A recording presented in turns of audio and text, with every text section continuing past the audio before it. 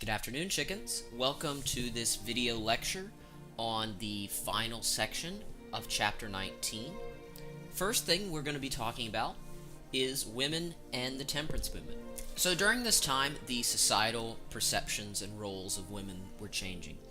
Through this change emerged the temperance movement. The temperance movement was this idea that alcohol was a terrible thing, alcohol destroyed families, and women became the main advocates for this because they saw the effects of alcohol on the family, specifically the effects that it had on their husbands.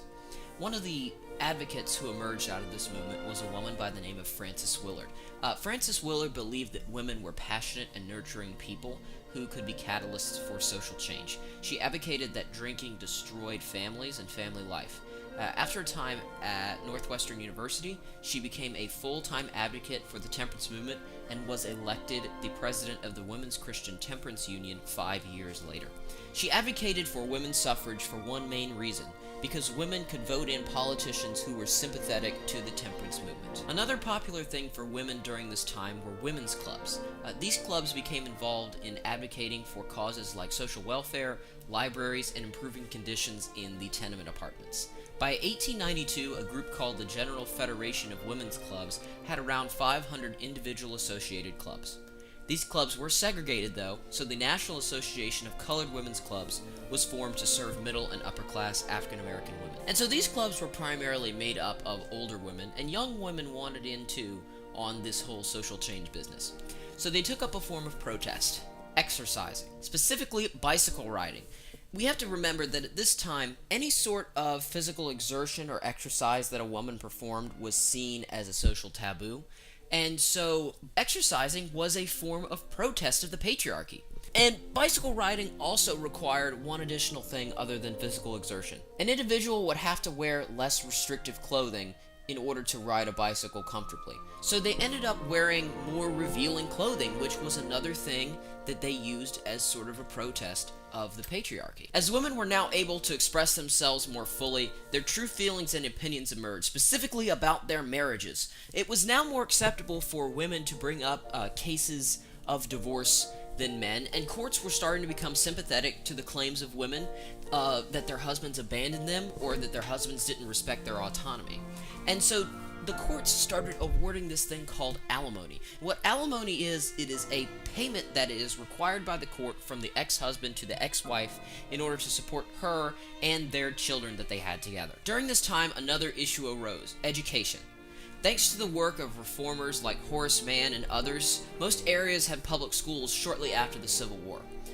Current reformers like William Torrey Harris wanted to increase the amount of time that students were enrolled in school, since very few students were enrolled in school for more than about 3 years. He thought that schools should be modeled after the newly formed factory system and require strict punctuality and a regulated day.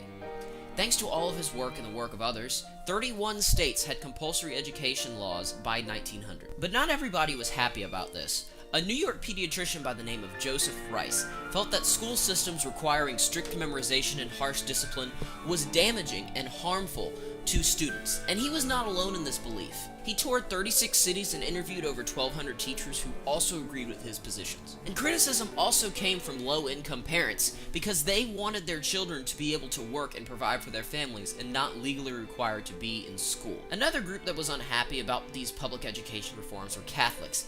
Catholics felt that the use of the King James Bible in public school classes and not observing Catholic feast days was an attempt to suppress Catholicism in the United States. In response, they created their own parish schools.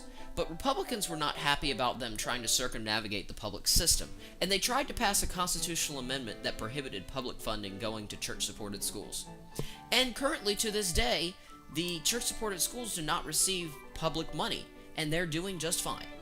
Public schools were also a problem for the rich, who started their own female seminaries and male private academies and boarding schools. Because of all these criticisms, education was not a great equalizer, and you ended up going to school with people of your own socioeconomic background, and schooling was not equal because the rich could afford to send their children to better private institutions. But despite all this criticism, Illiteracy rates dropped from 17% in 1880 to 13% in 1890, mainly because of school expansion in urban areas. And in 1870, fewer than 72,000 students were enrolled in high school, and that number increased to over 500,000 only 30 years later. Thank you very much for hopefully paying attention to this video lecture. If you have any questions, please consult your textbook, your teacher, or the creator of this lecture. Have a wonderful rest of your day, and thanks for watching.